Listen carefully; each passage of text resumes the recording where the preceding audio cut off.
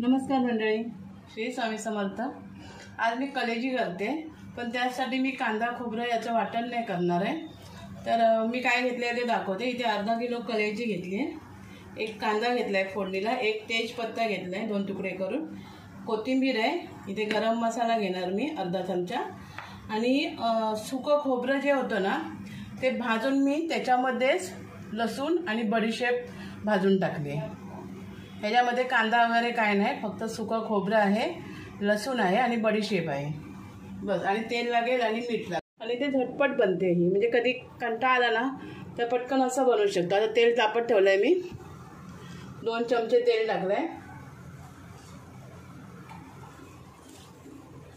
त्याच्यामध्ये आता आपण कढीपत्ता टाकून घेऊया, कांदा टाकूया।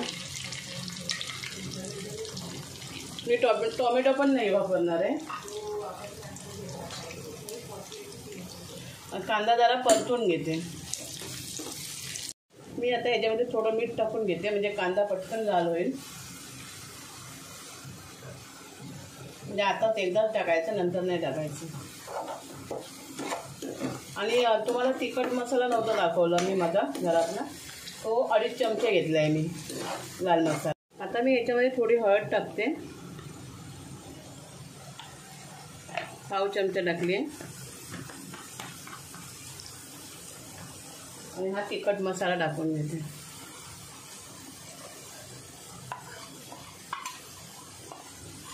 अर्धा किलो कलेजीला एवढा मसाला 2.5 चमचे पाहिजेच। आणि आमचा असं तिखट आहे घरातला मसाला,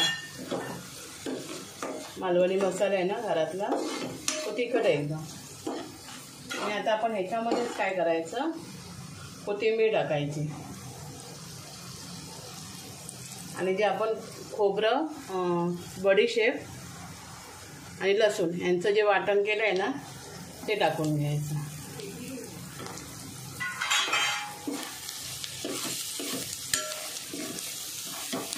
म्हणूनच मी बोलली की कांदा खोबऱ्याचं वाटण नसेल तरी, आणि घरामध्ये आपल्या सुकं खोबरं भाजून बारीक करून ठेवलेलंच असतं ना, पण मी फक्त नुसतं सुकं खोबरं बारीक करूनच नाही ठेवत, तर त्याच्यामध्ये मी बडीशेप आणि लसूण टाकते। मी गॅस जरा कमी करते।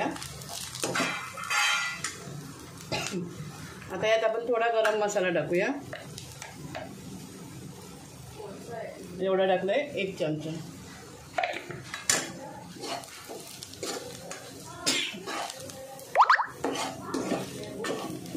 आता आपण कलेजी टाकूया,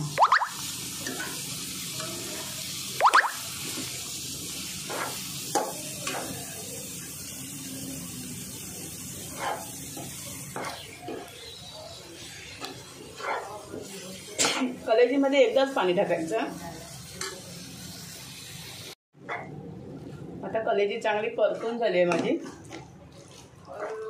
आता याच्यामध्ये काहीच नाही टाकायचं, आता फक्त याच्यामध्ये आपल्याला पाणी टाकायला लागेल, बस पाणी टाकायचं।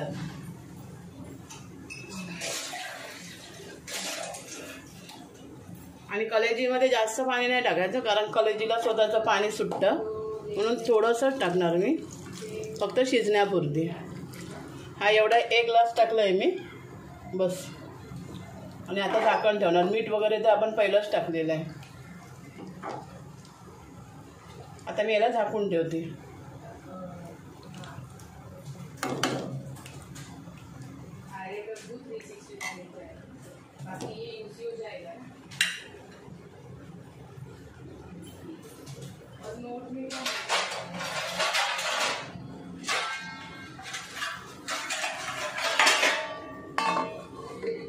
आता आपण 5 मिनिटांनी 10 मिनिटांनी बघूया। त्यात जराशी मी आता कसुरी मेथी टाकणार आहे,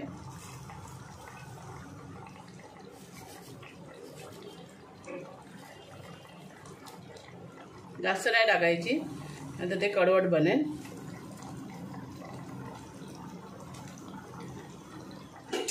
आणि मिक्स करून घ्यायची, आणि मग परत झाकण ठेवायचं।